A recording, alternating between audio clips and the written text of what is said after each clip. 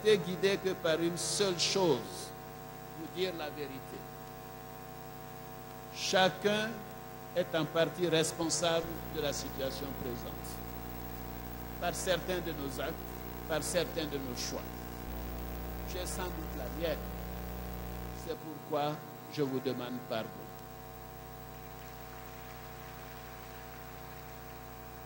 Ensemble, nous devons prendre l'engagement de sortir de cette situation pour donner une nouvelle chance à notre chère Côte d'Ivoire. Il est temps de tourner la page. Aussi, je ne rajouterai pas aux tensions existantes. L'enjeu du moment est beaucoup trop grave pour se livrer à un exercice inutile qui n'aura d'autres conséquences que d'alourdir le climat social. D'ailleurs, j'entends dire « Ado ne parle pas » depuis quelques mois. C'est vrai. C'est parce que je ne veux pas alourdir le climat social. J'ai conscience que les questions qui nous sont posées vont au-delà de nos personnes. Ce que les Ivoiriens attendent de nous, de tous les candidats, c'est que nous donnions la preuve de notre capacité à avoir un vrai débat d'idées pour aboutir à des solutions permettant de relever les défis auxquels notre pays est confronté. Je n'insulterai donc personne.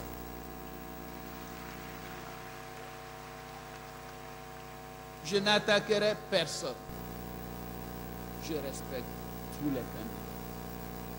Parce que les Ivoiriens se reconnaissent en eux. Et il faut respecter tous les Ivoiriens.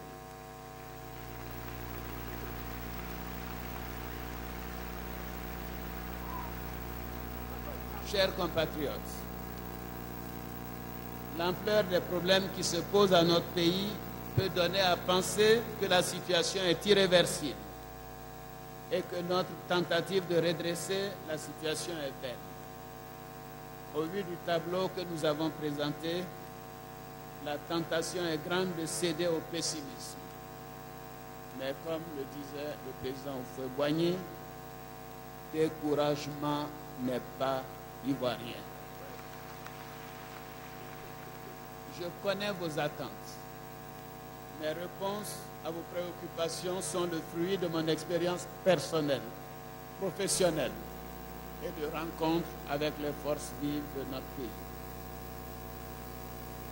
Mon projet indique clairement la voie à suivre pour résoudre les difficultés auxquelles la Côte d'Ivoire fait face depuis plusieurs années.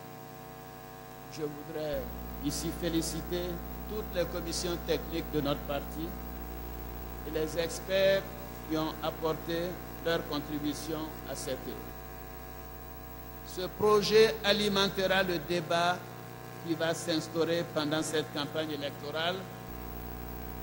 Et dans ce projet, j'énonce clairement ce que je ferai dès ma prise de fonction. Il n'y a pas d'autre alternative que d'agir et d'agir vite. Je voudrais d'ores et déjà vous dire mes deux grandes ambitions. Deux, pour les Ivoiriennes et les Ivoiriens. Les deux grandes ambitions qui ont guidé l'ensemble de nos réflexions et de nos choix. Vous les trouverez partout présentes dans ce projet que je viens de vous montrer. C'est sur la réussite de ces deux grandes ambitions que je souhaiterais être jugé dans 5 ans à l'achèvement du mandat que vous aurez bien voulu me confier.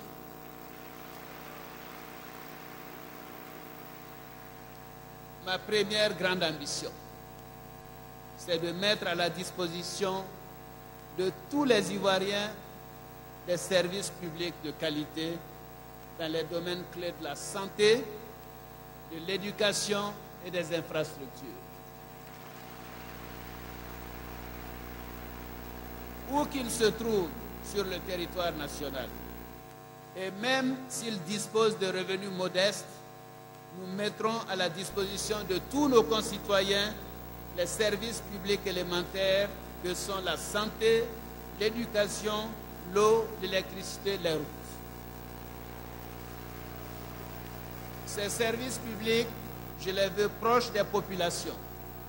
Je veux que les services publics aillent vers les populations sans qu'elles aient à perdre inutilement le temps et de l'argent. Ce ne sont pas les populations qui doivent aller vers les services publics, mais ce sont les services publics qui doivent aller vers les populations.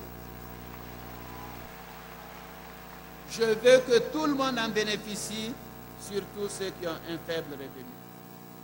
À ce titre, la première grande priorité, c'est la santé. Nous le vivons au quotidien. Ce projet a été chiffré. Il a été, pendant des mois, travaillé par ces commissions techniques. Nous vous donnons des chiffres qui sont réalistes et qui sont réalisables. Pour la santé, je mettrai au moins 300 milliards dans le système de santé. 300 milliards pour rénover les dispensaires et les hôpitaux, pour en construire de nouveaux, pour équiper les dispensaires et les hôpitaux en matériel performant et pour les approvisionner régulièrement en médicaments et en fournitures élémentaires. Chaque Ivoirien devra pouvoir accéder à un centre de santé à moins de 5 km de chez lui et à un hôpital à moins de 50 km de chez lui. Les chefs de village me l'ont dit hier. Ils ont à parcourir des distances trop longues pour se soigner. Donc, chère population, nous ferons cela ensemble. L'effort portera sur les grandes campagnes de lutte que je lancerai contre les principaux fléaux de santé publique comme le paludisme et le sida. Madame Ouattara, à travers sa fondation, fait déjà beaucoup pour d'autres choses telles que la fièvre typhoïde, etc. Donc nous continuerons à le faire aussi bien par l'État que par des moyens privés. Pour le paludisme, nous distribuerons gratuitement des moustiquaires imprégnés. Pour le sida, nous ferons en sorte que la maladie soit dépistée le plus tôt possible et nous prendrons en charge gratuitement toutes les personnes séropositives. Donc, d'une manière générale, toutes les personnes défavorisées auront également droit à la gratuité des médicaments et des soins. Être en bonne santé, c'est vivre dans un environnement sain. Il faudra résoudre la question de l'enlèvement des ordures ménagères. Et ceci est facile. Il faut confier la collecte et la gestion aux collectivités locales, bien entendu à condition de leur donner les moyens. Et nous le ferons. En ce qui concerne le drame des déchets toxiques, toutes les dispositions doivent être prises pour les enlever définitivement du sol du territoire national. Pour les traiter et pour sanctionner les auteurs de ce scandale et les commanditaires. Bien sûr, dans le domaine de la santé, une chose essentielle, c'est l'assurance maladie. Je ne ferai pas de commentaires sur le plan des autres. Mais ce que je ferai, c'est de mettre en place un plan santé pour tous les Ivoiriens, quelles que soient leurs conditions sociales. Un plan santé, c'est le système de la santé pour tous. Une assurance maladie qui fonctionnera avec 1 000 francs. Avec 1 000 francs par mois. Vous n'aurez plus de soucis à vous faire. Vous serez soigné et vous aurez des médicaments. Vos frais d'hospitalisation et d'accouchement seront couverts. Donc ce sont des choses précises que nous avons chiffrées et que nous savons que nous pouvons financer si l'État est bien géré.